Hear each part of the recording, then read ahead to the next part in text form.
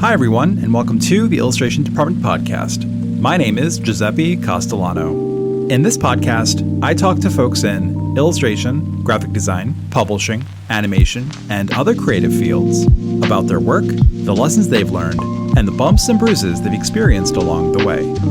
In this episode, my guest is designer and illustrator Brandon Campbell. As an illustrator, you make work using line, or shapes of color, or both. You do not outline, you do not fill in. It's an important difference. Among the topics, Brandon and I talk about what making your bed has to do with illustration.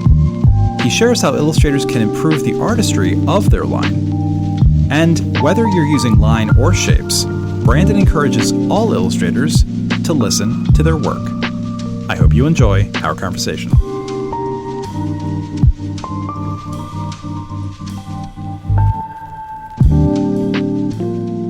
I'm hoping you can help me with this sort of thought process that I've been having of late. In the last couple of weeks, I work with illustrators day in and day out. In the last few weeks, the topic of motivation has come up quite a bit. Specifically, how difficult it is to feel motivated, especially these days, especially after a rejection or a series of rejections or whatever hurdle, whatever sort of sticking point there is in one's practice, to then come back to the drawing table, so to speak, and feel motivated to do anything is, for some folks that I've talked to recently, downright impossible.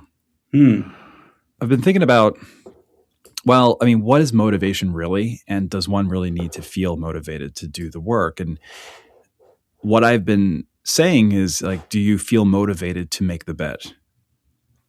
Do you feel motivated to do the dishes? No, you just do them. They're not mundane tasks. It's not that it's boring. It's just a thing you do. I find if you approach art making in that same way, not to say that you don't need to be creative or doesn't need to be clever or smart or none of that. You don't hem and haw and get in your head right before you make the bed. You just make the bed. So try to apply that approach to drawing and painting. That's kind of where I stop with this thought. It's not fully formed and, it's not tweetable or anything yet. Do you hear what I'm saying? Yeah, but I wonder, why do you make the bed? I think there needs to be some inspiration or some results or some vision of the state of your house in order to, the idea that you just make the bed because it's something you do, for me probably wouldn't work.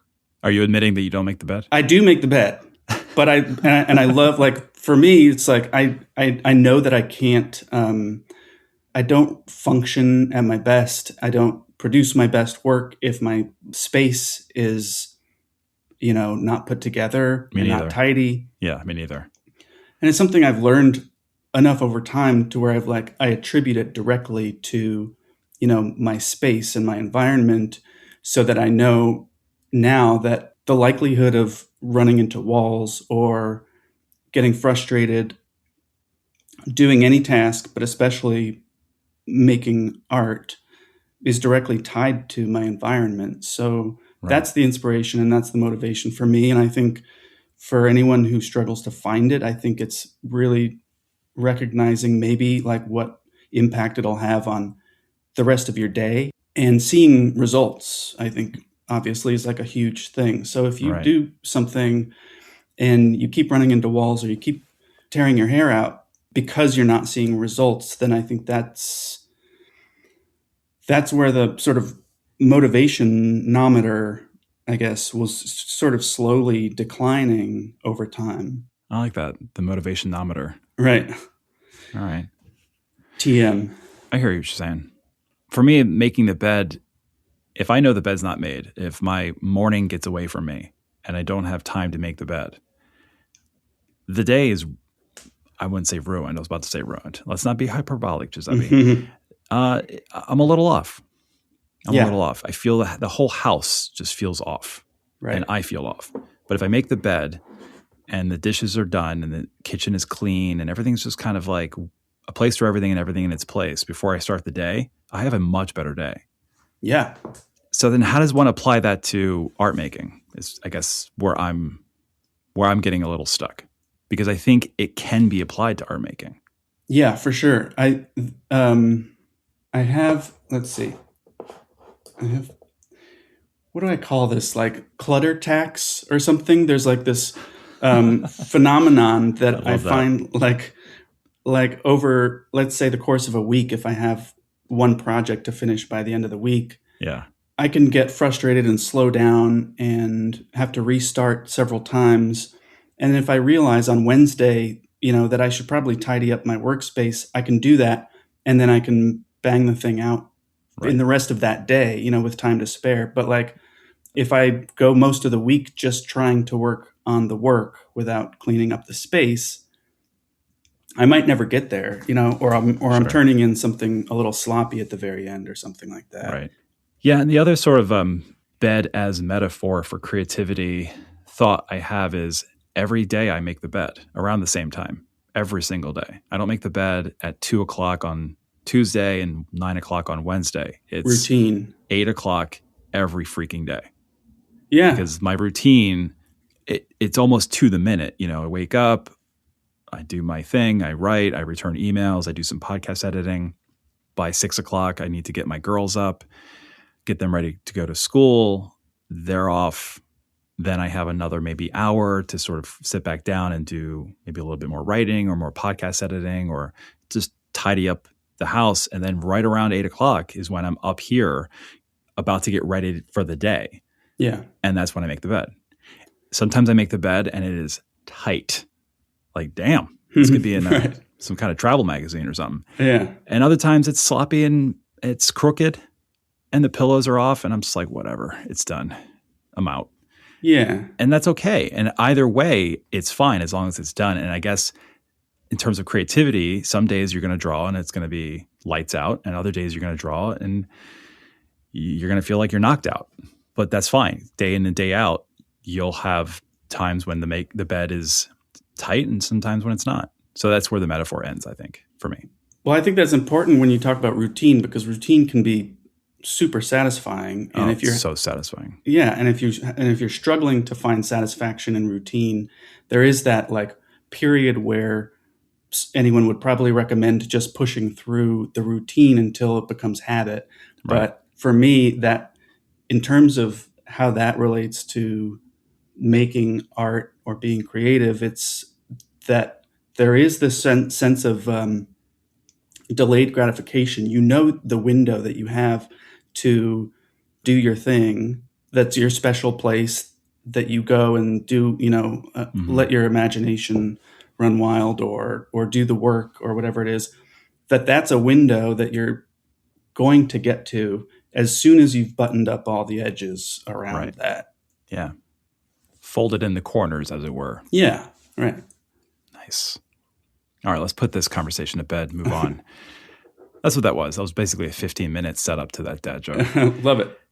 Perfect. Speaking of dads, that was not planned, by the way. I'm on my game today. Nice. Your father, Jim Campbell, was an illustrator. He was. And from what little I could gather, a prominent member of the illustration community in Westport, Connecticut. Yeah, I grew up in Westport, and so there were a lot of illustrators, a lot of cartoonists around, and going back to the Rockwell days, even before that. Yeah, like the famous artist school. Yeah, all that. Was he mostly an editorial illustrator? He was mostly editorial. He did some like board games, like the box covers. He did book covers and book illustration, but most of the stuff that I would like watch him working on around the house or see in print would be like the magazines, the Sports Illustrated and Nice. Good Housekeeping and Women's Journal, Home Journal and all that. Sure. So like these spreads that were all sort of washy, painterly kind of, he used airbrush, but also he was like, he was a painter. So, but the style of like the 70s, 80s and stuff. So mostly cool. Magazines, I feel like.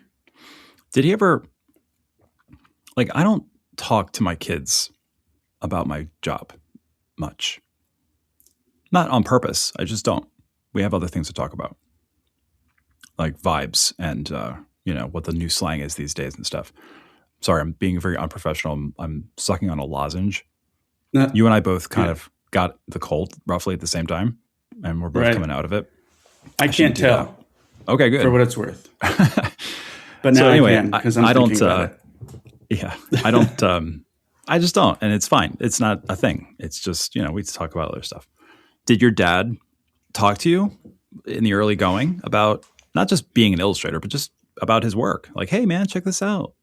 I'm about to send it off to Sports Illustrated. Or was that sort of a side thing that you knew he was doing, and not that he like stiff-armed you out of the studio or anything, but maybe kept you at arm's length from it? Well, he was completely immersed in his work and obsessed with his work.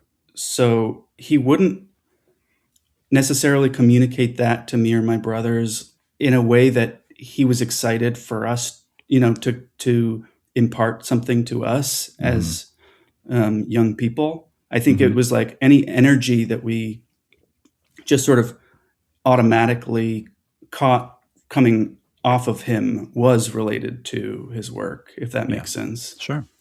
You described your mother as being somewhat of an illustration historian. Yeah. How so? Well, she was very much immersed in the illustration community in Westport as well. Nice. She studied art for a short time as well, and I remember seeing her artwork that she would show me and really, really liking that as well. Like she has sort of a natural talent for it. But whenever I have questions around, because I was young by the time we sort of left Westport, and by the time my dad's career started to shift away from illustration and eventually more into, painting and portrait commissions and stuff. But anytime I would have these questions around, did we hang out with like Bernie Fuchs or anything like that? She would be the person to go to and to talk to, because she would have those kinds of stories. And she would say, yeah, like we went to, Bernie Fuchs's parties and stuff. And you were there, but too young to really remember things like that. Are you kidding me? I mean, I remember his house for sure, because I was like, wow, this is at like whatever, 10 years old, I was like, this is the house I want one day. That is a fucking awesome house. I'll work on that joke. Yeah. Wow. What other artists do you remember maybe visiting your home, or you guys visited their homes? What other names did she drop? I don't know if I have any others at the ready that you would probably know. So my parents divorced, and then Mine too. Yeah, and then my stepdad was Rick McCollum, and he was another illustrator, also in the community. Okay, that's interesting. I think she just likes illustrators. Yeah, I was just going to say, your mom had a type, apparently. Yeah. I looked this up after I was doing research for you. I realized, like, your parents are creative. You're creative. My dad is creative. I'm creative. And my daughter is creative. And creative meaning, like, specifically with visual art. I think you and I could have a whole hour conversation about what is creativity and how everybody to some degree is creative on some spectrum, but specifically with like two-dimensional drawing, painting, that sort of thing. Yeah. My dad was a watercolorist when he was a kid, and his dad put the kibosh on that. And then my dad went over to hairstyling, which is creative. And then I'm an artist, and my daughter is like blows my mind with her drawings, even though she hides them from me and doesn't want anything to do with me being involved in her drawing, which is fine. She's 15. It's cool. Sure. So anyway, I was looking this up, and according to multiple studies on the subject from like the National Institute of Health and like legit studies, creativity, specifically again with visual art, is partially, if not mostly, hereditary. It is in our DNA to be artists. There are other components. So like there's three key factors. DNA, which is, depending on some studies, it's somewhere between 30 and 60%. How they come up with that number, who knows? But it's between 30 and 60%, which blows my mind that it is hereditary, which further proves my point that artists are in fact Jedi. That's another conversation to have later. But then the other the other two of the three main components. So DNA is one, two is nurture, support. In other words, some way, somehow. Could be your parents, could be your art teacher, it could just be living in Westport, Connecticut, whatever it is. And then just one's life experiences and privileges is the third. Isn't that amazing? The ability to do visual art is in fact passed down from one generation to the other. Well, it makes me wonder, or I guess like gives me some empathy for people who are really trying to be artists or in a creative field who don't have the gene necessarily passed down to them. I wonder if that's like a constant struggle to like get back on that bus, you know? Yeah. Plus, like, then if they don't have the gene, then it's likely they don't have the support because no one else in their family understands or even like remotely gets what's going on with you. Oh yeah. If I look back, for me, the nurture is like constantly going to the art supply stores and having all the old cartooning books all over the place, and all of that stuff, just being surrounded by it is obviously part of that. So if I sort of wander or go astray from my art, then at the very least, some kind of nostalgia for my youth would pull me back to all of that, you know? Yeah, me too. I think I'm in that boat. Yeah. There's like many aspects of the act of art making that do bring to mind memories of like when I was a teenager and I first was introduced to oil paint. I mean, every time I smell linseed oil, I'm transported back to high school art class. Oh, yeah. I remember the room. I could see the lockers. I mean, I could hear my art teacher's voice. It's crazy. And every single time I get a whiff of linseed oil, just right back there. So there's a little bit of that too, for sure. I love that, like, even like the academic environment around it, for me is special, you know? Yeah. Oh, yeah. My dream is to teach in person at a college. I did a little bit of that here and there over the years, substituting and being invited to various schools and just walking into those studios and the smells and the sounds, and everyone's got paint on their jeans and there's just like paint all over the creaky wood floors. It's that wavelength really aligns with mine. Yeah, I was on Facebook Marketplace at one point, like looking for those metal stools with like the brown top on it, spattered with paint, you know, and like the rubber feet on the bottom, and you know, just to throw a couple of those in my studio too. My easel downstairs, don't tell anyone this, but I stole it from RISD. Ah, nice. So, and it's got like property of RISD spray paint stenciled on the back of it. That's awesome. I had to. I had to. Sorry, RISD. Not sorry. I paid you a lot of money. Back off. I got to say, Brandon, here's some, I don't know if this is nurture. Definitely supportive. I have to say, I'm a huge fan of your work. Oh, thanks. It very much aligns with my own tastes. I mean, I have to say that black drum back bar piece is a stunner. Like, full disclosure, I'm absolutely eyeing it for my kitchen. I just have to get my wife on board. Nice. Yeah. I have. So. Yeah. I've started making like, cause the print for that, I have a 24 by 36 print of that. Okay. But I didn't draw it at that size. Ooh, so what? It's smaller. I've started scanning things really, really high resolution so I can do these. And there's a really nice thing that happens when you, especially with things like ink, like line work with ink that are scanned really high res, and then you get these like blown up. That almost like when you see like I think of like Charles Schultz Peanuts drawings that have been like scaled up for like, you know, the Peanuts Museum or airport or whatever. Right. That there's that quality of like the line that's meant to be so small, blown up, that I'm really enjoying like looking at even like croppings and portions of some of my drawings that I can scan and just make these big, you know, gigantic prints out of, which is fun. I'm sure I can think of a better example if I wasn't still sort of cold addled or whatever, but it's sort of like you see a droplet of water, and at normal view, at 100% view, it's like, yeah, it's a droplet of water. But if you look at it under a microscope, it's entire worlds, and it's so much more interesting. Yeah. Sort of like that. I know what you're talking about. Yeah.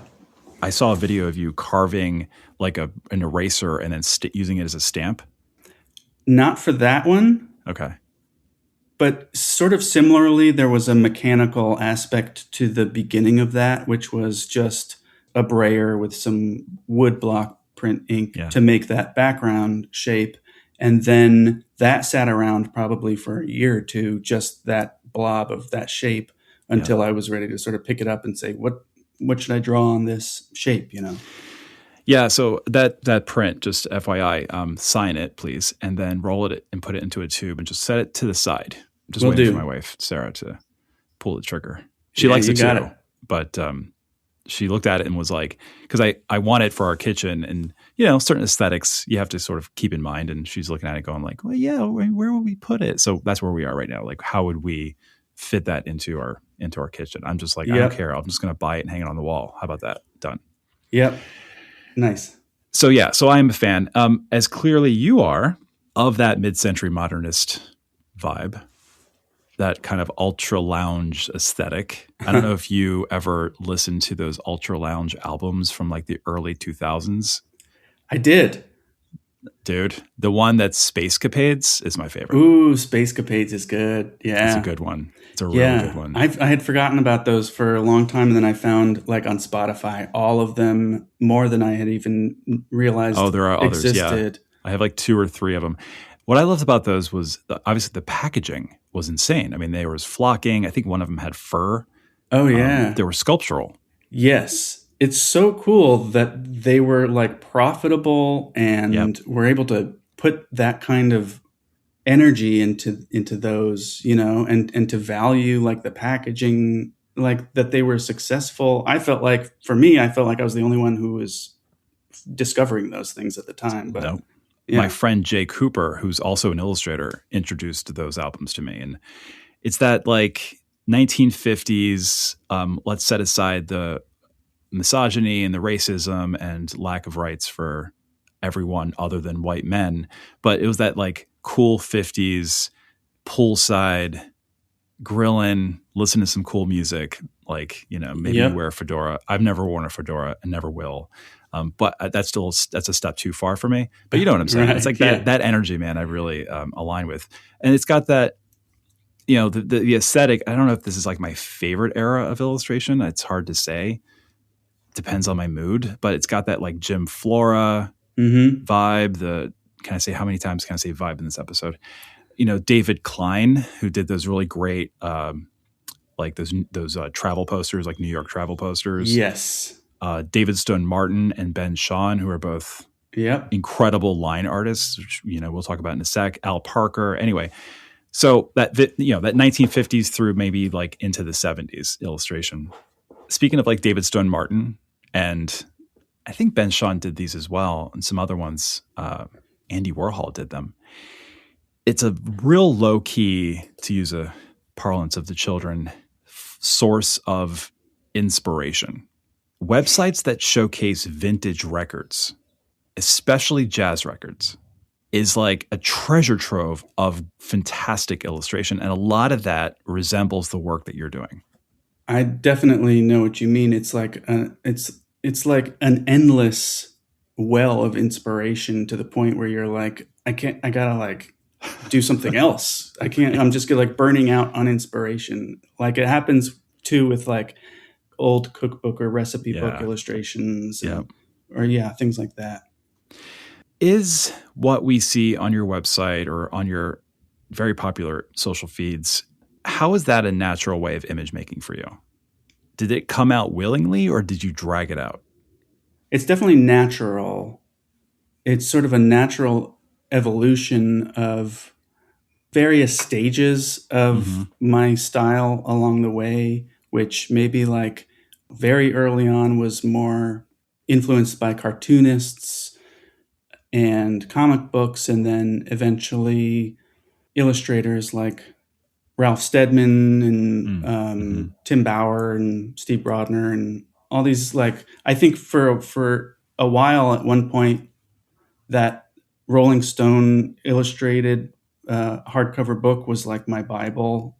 And a lot of these just traditional media, pen and ink, maybe like dip pen kind of splattery illustrators.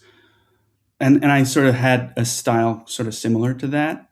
Yeah. And then I moved on to painting, which I think I was a little bit probably more influenced, again, like Rolling Stone, but like Philip Burke Yeah. and like Joe Sorren and, but like just going from line then to more shape with painting and more tonal. Right. And then after all that, I studied design, graphic design. When I sort of put all these things together with the sort of understanding of shape and form and the tonal aspect with the line art and the graphic design, and then just sort of my general interest in everything vintage or mid-century, I think it kind of came together that way.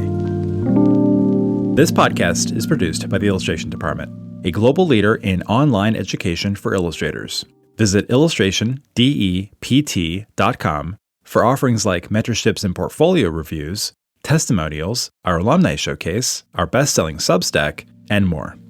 That's illustrationdept.com. And now, back to our conversation. Just Add Line, your debut book. It's a debut book, right? It is. Congratulations. Thank you. Published by Rizzoli. Yep. I understand they came to you. They did. Not the other way around. Yeah. They reached out to me, and Right, I think it was flex. Nice job. pretty. Thanks. It was awesome.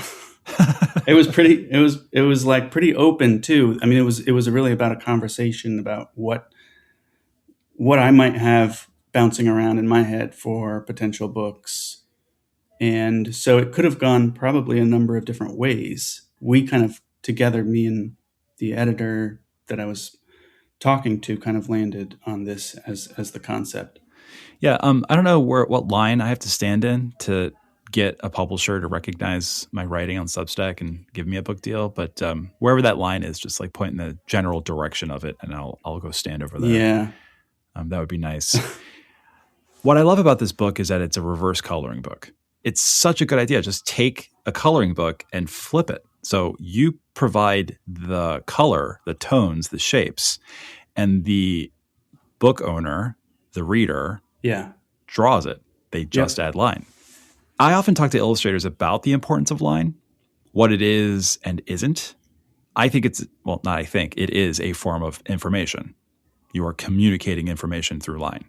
Through line, you can actually share quite a bit about a thing that you're drawing, whether it's hard or soft or far away or close up, especially when you're differentiating your marks and not just drawing everything exactly the same way. It isn't a thing that goes around color, which I often, when I talk to illustrators, they'll say two things that no illustrator should ever say. With color, they say fill in. Like they'll provide a drawing and then they'll say, oh, I haven't filled it in yet with color. I'm like, nope, that's Take fill in, write it on a piece of paper, burn the piece of paper. You're not filling anything in. You're painting. You're an artist. Yeah. And then the other is outline. Well, I need to work on the outline here. No, you're not outlining shit. You're drawing. So it's painting, not fill in, drawing, not outline. Everyone hear me on that? If not, rewind 15 seconds. So in your view, how can illustrators improve the artistry of their line? Well, first, those are both really great points that you make. Thank you. So line is not really a thing that exists in nature, right? It's an abstract thing, whereas forms and shapes do. And so when we use line, it's much more of a symbolic, like we're drawing symbols, or even when we like change the weight of the line or draw different types of textures, jagged or smooth, or these are all sort of suggestions of something that exists in nature as a concept, as an abstract idea. Whereas if you put down like the forms it's much closer to the way things actually are, or at least appear to our eyes, I think. And so Right. the line for me is the energy and the expression. The line is the way to be expressive and to communicate energy.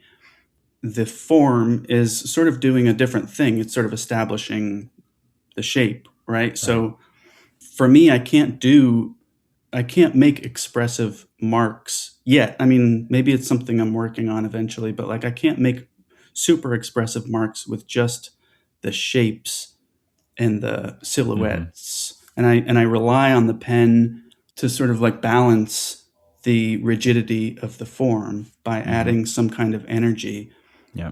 So maybe if you're looking at it that way, and definitely you're right about like that it's not outlining, maybe if you think of it more as gestural and more as expressive, you'll discover that you don't even need to complete the line. You don't need to add the line everywhere. You can let the shape kind of handle the edges in some places. I think for me, when I realized that I could abandon line altogether, to me that felt like a big level up, like a big evolution moment of realizing that I don't need line at all. And if I really need to imply the separation of forms inside the shapes, then I can just carve out the shape. But then I quickly discovered that I was losing all of the energy and all of the soul of the initial drawing. Basically, I just realized I had to bring the line back into it. And I think that's where they sort of married. What sort of helps me stay expressive and stay loose with my line is I think of my pen or my pencil as like a mini paintbrush. Yep. I'm not drawing necessarily. I'm painting with a pen or a pencil. Exactly. Back to the book. We're recording this on March 19th, 2026. The book comes out in a week. In terms of the run up to the release date. So different publishers operate differently, obviously. Newsflash, everybody. Rizzoli operates differently than Penguin, let's say. So like when I was at Penguin, former art director at Simon & Schuster and at Penguin, both S&S and Penguin had similar game plans for when a book, like 3 to 5 months before the release date, the book was available for pre-orders, and we had our marketing team that would help somewhat depending on the, sometimes they would help a lot, sometimes it would help a little, but they would help the creator with some marketing strategies, some interviews, and some things that help drum up interest for the book and drum up pre-order sales, which then help the numbers for the book on the release date. Right. Over the last handful of months, has Rizzoli helped you get the word out? Definitely. They've been awesome. I have a point person, a publicity marketing person that I'm in touch with, and we've bounced around all kinds of ideas, and we, set up like a local book event here for next month at a bookstore. Nice. We kind of just like had all these ideas, and it to me seemed like suddenly I had all these obligations I wasn't necessarily expecting to have tied to this book. I mean, it's all good stuff. It's just I wasn't quite expecting it. And then learning what you're talking about the importance of pre-sales, which I didn't know about before either, right, really helped motivate a lot of thinking around this. And so I've been doing like Instagram live drawings where I have like a guest. So I've had these books sent to a handful of some friends and some artists that I'm following and things like that, so that we can hop on and kind of draw in it together and chat. Full transparency for the people listening. It's an automatic no for me if a publicist emails me and says, we have this author, they have a book, would you want to talk to them on your podcast about the book? And the answer is always no. I'm not Jimmy Kimmel, or whatever. I'm not going to be like, oh, you have a new movie out. I'm very interested in it. No, you're not. Shut up. But full disclosure, Caroline over at Rizzoli emailed me and asked me if I wanted to talk to you about this book. And I was already a fan of yours, so that was already an in. And as I was looking at the book, I liked the idea of the book. So like, you are an exception. I make very few exceptions. And that's why it's just proving again that I'm a huge fan of yours and your work. That's awesome. She's been amazing. Like Caroline has been great. For folks who want to know full name here, I think her last name's Waters. Am I right there? I think so. Double check on that. Yes. And I didn't even tell her about the podcast, and I've been a long time listener. So when she said, I reached out to Giuseppe at illustration department, I was like, oh my gosh, that'd be amazing. Oh, I thought thanks. I'm going to hang my head on that one for a couple of weeks. She knows what she's doing. Damn. I got Rosali's ear. Okay. Now, if only their editors would, turn their attention in my direction. No, I'm kidding. I'm being so unprofessional and such a jerk. I'm sorry. I got like a pretty brutal rejection like a month ago from Chronicle. Long story short, I already talked about this on the podcast. So long story short, I basically I had a book deal with Chronicle, and for 5 months I was waiting for the contract. And then after 5 months, the editor emailed me and said that someone in the like quote unquote final approval process decided not to move forward with this. So sorry. What? We encourage you to submit to other publishers. And earmuffs, everybody. It fucking floored me because it was in hand, and I was ready to do some really cool things with it, and it was gone. So I'm still a little smarting from it, to be. If I'm being honest with you and the people. Yeah, that's crazy, and that's one of those type of like traumatic things that can really affect your motivation moving forward if you're not careful, about it did, dude. Regenerating that momentum. I mean, somehow. I was a writing machine up until that day. Oh yeah. And then over the last month, I'm getting back into it. I'm making my bed, but I'm not as prolific these days in my writing practice as I was before that. That's their loss, 100%. Thank you, sir. Thank you. So what are you hoping? I asked Tom this when I had him on the podcast, another exception. We talked about his book. Drawing is important. What do you hope people get out of this book? Because it's not really a children's book. It's a for everyone book, right? Yeah. Or is it specifically a children's book? It is not a children's book, but it's children friendly. And children can draw on it. Children can draw on it for sure. I kind of, as an audience, I had basically like my followers on Instagram in mind, which kind of has categories to it within it. And a lot of them are artists, art hobbyists, people who do have an interest in developing their own style or getting better at what they do. And then there's also moms and kids who will sort of draw together watching my videos. So that's where I think it might be a little bit more, I'm thinking about the kids and young people a little bit, but then you also have a group there that just enjoys and values art and enjoys watching it unfold, or that there's this sort of meditative process, or they're interested in the tiki or the vintage vibes of it. Yeah. So I'm sort of thinking about all of them while I'm making the book. I think it accommodates all of those different categories. If you're an artist, I hope, pick this thing up and say like, oh, I can start to think about form and line in a particular way that I hadn't before. And I can see now the connection between how a line would interact with a form, a silhouette, a shape.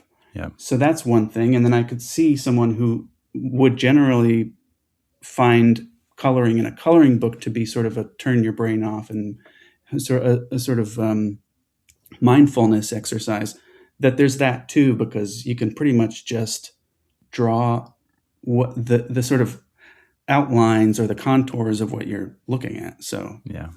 Speaking of Tom, I was listening to your interview with him. You mentioned Evaline Ness as an inspiration. Yeah, I was so happy to hear you mention her name. Her name doesn't come up very often. It does on this podcast.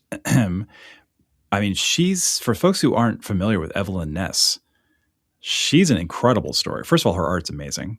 Yeah. She earned back-to-back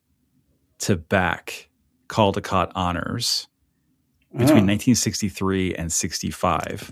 Oh, wow. More than that, the book that she won the medal for, that's not proper English, it doesn't matter, is called Sam Bangs and Moonshine. Oh, yeah. That's a great one. Yeah. There's another book that she created called Joey and the Birthday Present. What's interesting about this book, now this is published by McGraw-Hill in 1971. It's an empathetic story about a white mouse and a brown mouse who learn about each other's very different worlds. Oh. This is 71, dude.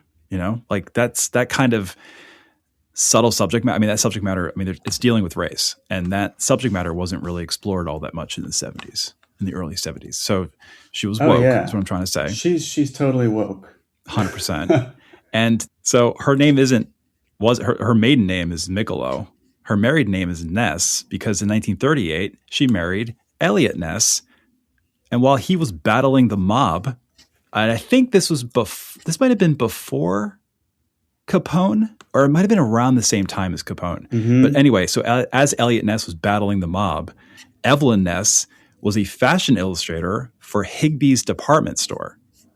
Now, if anyone is familiar with the movie The Christmas Story, Higbee's is where Ralphie asks Santa for the Red Ryder BB gun.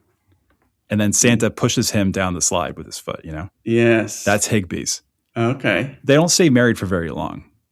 They divorce, but Evaline, smartly, I guess, I mean, this is kind of badass in a way. She realized that like Ness was a pretty popular last name at the time. So she kept it. She went on to become an editorial illustrator. She did stuff for Sports Illustrated and Good Housekeeping, like your dad.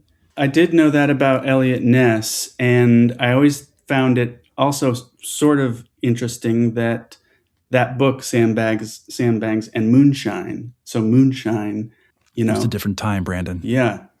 But yeah, she's like, she knows everything. Like, she's one of these artists that like, whenever I hit a wall and I'm like, what artist just never appeared to hit these walls and just sort of like knew what to do, how to solve this? Who do I have in my sort of bag of inspiration to turn to? And she just can solve so many problems with how she solved her own work. Oh, I can see the similarities. I can see that like beautifully blocked in color and then these gorgeous like blotted ink lines that she used, especially in the for those children's books. Yeah. Very much like the blotted line approach that like the David Stone Martins and the Ben Shahns and even like early Warhol did that like blotted line look for fashion illustration and stuff and records and whatever. She's got a really incredible sense for foreground and background as well. Mm. And this contrast of areas of density and detail versus flat, larger shapes. I feel like I've just staring at her work, hopefully have picked up a little bit of that principle. And it's just so instantly delightful to look at. Yeah. Fast forward maybe 30 years. So we're in the late 60s, early 70s. So fast forward maybe 25 years. There's another artist who worked in the editorial space. You may know her, and if you don't, you should definitely look her up. Her name is Susan Pearl. Perl. One big claim to fame, maybe the biggest claim to fame for her, was that she was roommates with Gloria Steinem for a time. And Steinem was doing some writing for Harold Ross. I'm 99.9% sure Harold Ross was the like commissioning editor. But Harold Ross asked Gloria Steinem to infiltrate a Turkish bath in New York and write about it. And it was like a highfalutin, high society Turkish bath type of thing. Club, you know, whatever. And so she brought her illustrator buddy and roommate Susan Pearl along for the ride, and they pretended to be high society ladies.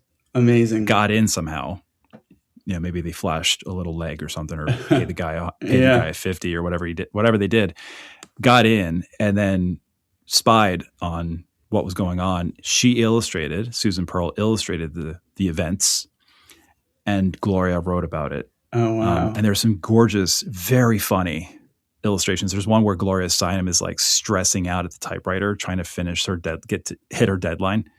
And Susan Pearl is like stressing and sweating at the drawing table. Yeah. And stuff. So anyway, that Susan sounds Pearl, incredible. Yeah, you should check her out.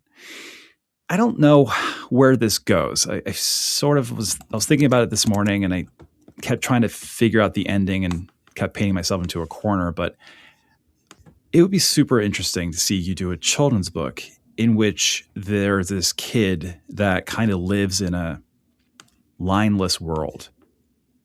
This kind of applies like when you were talking about how the world we live in doesn't have any line. It's a construct of our interpretations of the world around us.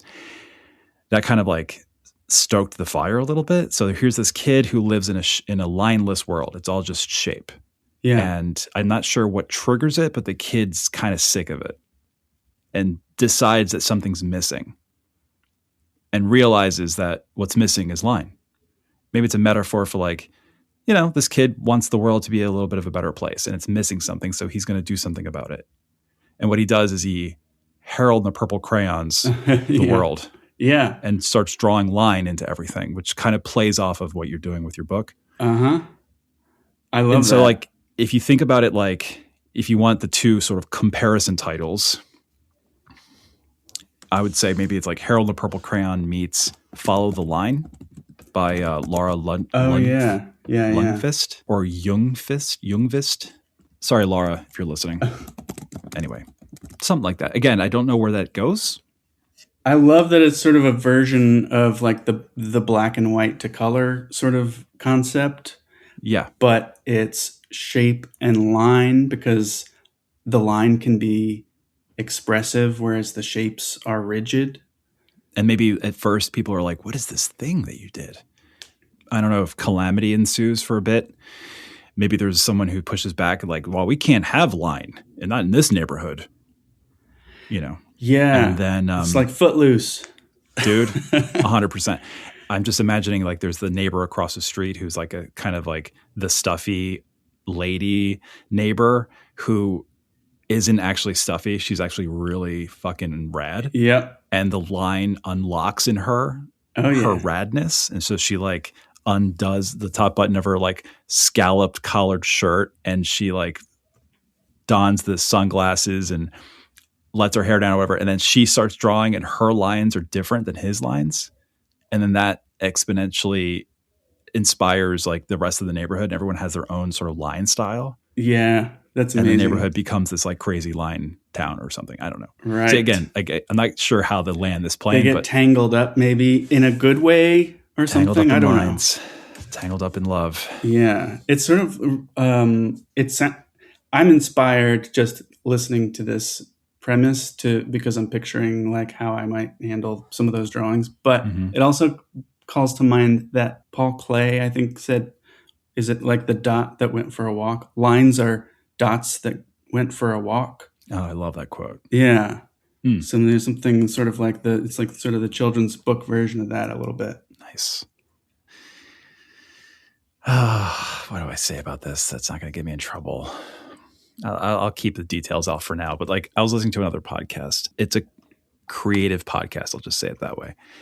The guest said some absolute fucking bullshit about AI and was like, it is what it is, guys. It is what it's here. Like we can't creative, artists need to stop complaining about it. It's a tool, use it. It's whatever. Yeah. They didn't push back on it at all. And I was this was a couple of days ago and I'm holding back all the cusses. I could unleash a torrent of cusses right now. I'm with you. It reverberates for days after hearing something like that. Oh, I might edit this out. Maybe I not. do feel like we're all sort of treading a little carefully in terms of calling stuff out. I know. I hate calling things out. I know. I do too. But like, I'm seeing so much stuff from like even artists that I follow or artists that I happen upon and then notice a bunch of people that I respect are following that artist. And I'm like, you guys, this is like, it's AI completely, or they're painting over an AI something, but like, I want to, you know what I mean? Like, you want to just like every single thing that I come upon, I want to be like, that's AI, or who's the artist for this? You know, people just start calling it out, or making sure that people are putting like an artist attribution along with like their flyers or whatever the things are. Yeah. I mean, I'm with you. It's a tool, guys. No, it's built literally on stolen property. It's ruining our environment. It is threatening our livelihoods. I mean, what else? How is this not getting through to folks in our industry? That's all I'm going to say about who these people are. Yeah. You know, a common one is like, well, AI doesn't have a soul. And if you're passionate and you are unique or you put in the work, you know, a human's hand will always win in the end or something like that. But for me, it's like, I mean, that could be true, but you're kind of poisoning the well from the beginning as far as like people's ability to enjoy looking at things. Right. It could be very, very easy for people to just start becoming fatigued without registering it consciously that like everything they're looking at could maybe be like AI, but they're not going to ask the question outright. And, you know, it's just exhausting. Like so like eventually that's the sort of like worst case scenario is that even like the best stuff out there that humans can make is just still just a little bit, we're kind of burned out on looking at stuff, you know? Sure. Or something like that. This is how I brought up AI. I really am, whatever. It gets me into a mood. And then like we had this lovely conversation and now I'm all upset. No, let's get fired up. Why not? All right, let's do it. When I was at Simon & Schuster, when environmentally friendly inks became like more commonplace in publishing, this was maybe 2005 into 2010 time, like when more and more we were like, you know, trying to be environmentally conscious. We published this series of like earth-friendly books that were, you know, everything was sourced, or we were trying to at least, you know, source everything sort of ethically. They asked me to design the logo for this that would then go on the back of all of these books. Oh. The logo said 100% soy-based ink. And if you just, on the surface, if you just kind of read it and move on with your life, you're like, oh, wow, that's great. Right. It's 100%. 100% soy. Base ink. Right. So one time I asked the production person, like, what does this exactly mean? The base of the ink takes up about several percentage points of the 100% of the actual content. See what I'm saying? Yep. This is what I think about AI. It's like, if it's like 2% human, 98% of it is still absolute shit. Yeah. Yeah. Okay. There's my comparison. Yeah, exactly. That's my last cuss word for the day. And I just want to continue like being really inspired and stopping for a moment to really look at things and enjoy them. Even things like going, you know, if I find myself at a poetry reading or something and I'm like, wow, this is really good for this person's age or something like that. I hate that there's even the question. It's so disappointing that we've done this. You know what I mean? Know. For what reason? It's just nuts. It's so much more impressive what artists do.